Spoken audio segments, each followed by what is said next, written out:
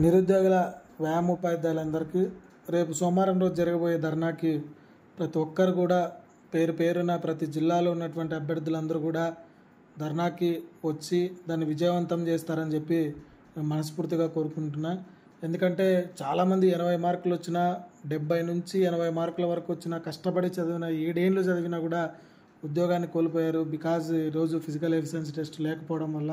So ఆ physical efficiency టెస్ట్ని మనం ప్రతి డిఎస్సిలో ఉండే మాదిరి ఇంప్లిమెంట్ చేసే మాదిరి మనం రాష్ట్ర ప్రభుత్వం దృష్టికి తీసుకెళ్తా ఉన్నాం. కావున ఈ కార్యక్రమంలో ప్రతి ఒక్కరూ ఎవరో చేస్తున్నారు, ఏదో చేస్తున్నారు, మనకెందుకు లేనుకుంటే నీ దాకా ఉద్యోగం 0.5లో ఉద్యోగం ఆగిపోయినప్పుడే ఆ బాధ, దాని వాల్యూ ఏందనేది తెలుస్తుంది. కష్టపడ్డప్పటికీ మనకు అవకాశాలు లేకపోతే మనం ఇబ్బందులు ఎదుర్కోవాల్సి వస్తుంది. కాబట్టి ఇది మనం ఆ రోజు ట్రైనింగ్ చేసేటప్పుడు ఎంత కష్టపడ్డామో ఉద్యోగం కోసం కూడా అంత కష్టపడాలి.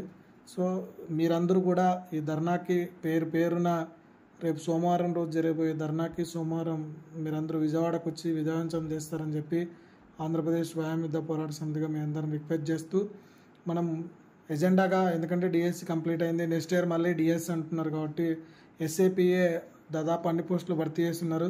దాంట్లో కూడా ఖాళీగా ఉన్నటువంటి పోస్టులను భర్తీ చేయాలి. అదేవిధంగా ప్రైమరీ స్కూల్ సంబంధించి పోస్టులు భర్తీ చేయాలి.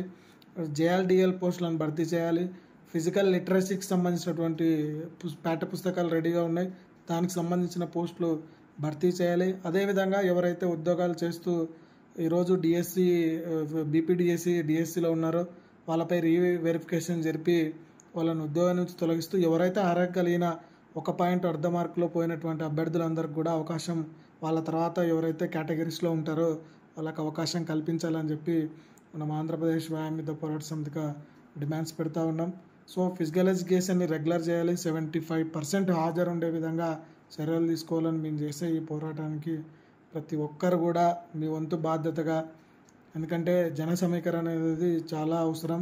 మనం ఆల్రెడీ డిపార్ట్మెంట్తో కూడా మనం పర్మిషన్లు తీసుకున్నాం, ఎటువంటి ఇబ్బందులు ఏం లేవు. శాంతియుతంగా మన డిమాండ్స్ని గవర్నమెంట్ దృష్టికి తీసుకెళ్దాం.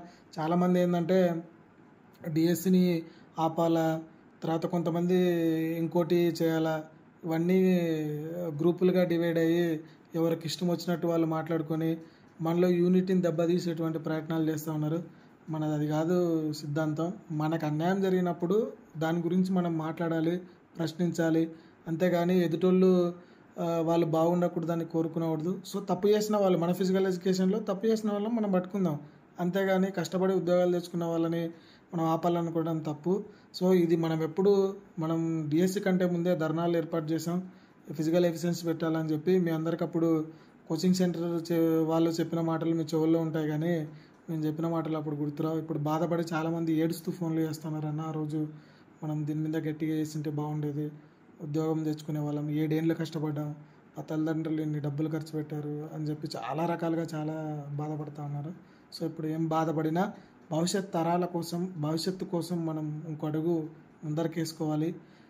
ఒకటైతే నేను చెప్పగలను, మీరు ఈ ఉద్యమాల్లో పాల్గొనకుంటే జరిగే నష్టాలు మీ ఊహకే వదిలేస్తున్నా. ఇప్పటికే చాలా నష్టపోయి ఉన్నాం. రాష్ట్రంలో physical education regular training course అయిపోయి ఓపెన్ ఎడ్యుకేషన్ అయిపోయింది. సో గతంలో ఫిజికల్ ఎడ్యుకేషన్ అంటే పీసెట్ ద్వారా రిక్రూట్మెంట్ అయ్యి కాలేజీలకు వెళ్ళాలి, ట్రైనింగ్ చేయాలి, ఆ తర్వాత సర్టిఫికేట్ తీసుకోవాలి. ట్రైనింగ్లో మార్నింగ్ గ్రౌండ్ ఉంటుంది, ఈవినింగ్ గ్రౌండ్ ఉంటుంది, తర్వాత థియరీ పార్ట్స్ ఉంటాయి. థియరీలో కూడా పిల్లోని గురించి మనం అన్నీ పూర్తి స్థాయిలో ఎడ్యుకేషన్లో వాళ్ళ ఆరోగ్య విద్య అయితేనేమి, వాళ్ళ మెంటల్ సైకాలజీ సంబంధించి పిల్లోడు ఏ విధంగా ఉంటాడు, ఎప్పుడు ఏ విధంగా బిహేవ్ చేస్తారు, సో వాళ్ళ స్పీడు, ఎండ్యూరెన్సు, వాళ్ళ హెల్త్ అన్నీ మనం అందులో ట్రైనింగ్ చేసి ఉంటాం. సో ఒక పిల్లోని యొక్క మూర్తిమత్వాన్ని బట్టి మనం ఈ గేమ్కి పని చేస్తాడు, ఈ గేమ్కి అబ్బాయి పనికి వస్తాడని చెప్పి సెలక్షన్ తీసుకుంటాం. సో ఇప్పుడు తీసుకునేటువంటి పీఈటీలు సర్టిఫికేట్లు తీసుకునే వాళ్ళకి కనీసం విజిలేసి అక్కడ ఉన్న పిల్లల్ని కంట్రోల్ చేయడం కూడా చేతగాని వాళ్ళు ఈరోజు వ్యవస్థలోకి వస్తూ ఉన్నారు. అటువంటి వాళ్ళు కేవలం ప్రాక్టికల్ నాలెడ్జీ లేకుండా థియరీ నాలెడ్జీ ఫిజికల్ ఎడ్యుకేషన్కి పనికి రాదు. అయ్యా మీకు ఒకటే చెప్తున్నాం, పిల్లల భవిష్యత్తుని నాశనం చేయొద్దండి. ఫిజికల్ ఎడ్యుకేషన్ అనేది ఈక్వల్ టు ఎంబీబీఎస్. ఒక పిల్లోనికి చెయ్యి ఇంజ్యూరీ అయితే ఎక్కడ ఇంజ్యూరీ అయింది, ఎక్కడ కట్టాలి, ఆ స్పాట్లో ఏ నిర్ణయాలు తీసుకోవాలనేది రెగ్యులర్గా ట్రైనింగ్ చేసిన వ్యాయామ ఉపాధ్యాయునికే తెలుస్తుంది. ఎందుకంటే 1 of the part training.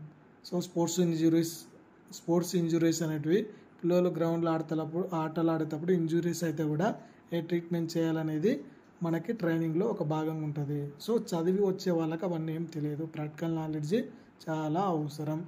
So ఇప్పటికైనా మీరు కళ్ళు తెరిచి రేపు ధర్నాకి ప్రతి ఒక్కరు కూడా రండి.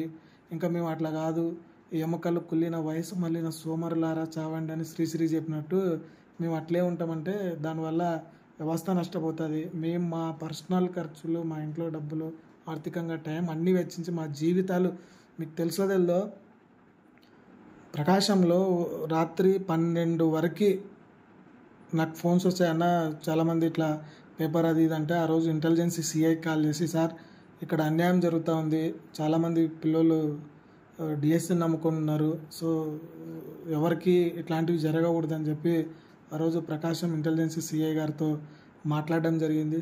సో ఇలా మేము పొద్దున ఎగ్జామ్ అంటే కూడా అందరి భవిష్యత్తుల గురించి ఆలోచన చేసాం. చాలామంది మా గురించి వేరే వేరే అనుకుంటారు. ఎవరేమనుకున్నా ఇక్కడ ఆర్ట్ఫుల్గా ఈరోజు ఆంధ్రప్రదేశ్లో 2017 నుంచి ఈ రోజు వరకు ప్రతి ఉద్యోగం కోసం ఆంధ్రప్రదేశ్ వ్యాయామిద పోరాట సమితి రిప్రజెంటేషన్లు ఇస్తూ ముందు డిఎస్సికి ముందుగానే ప్రణాళికలు చేస్తూ మీ భవిష్యత్తు కోసం కష్టపడుతూ ఉంది.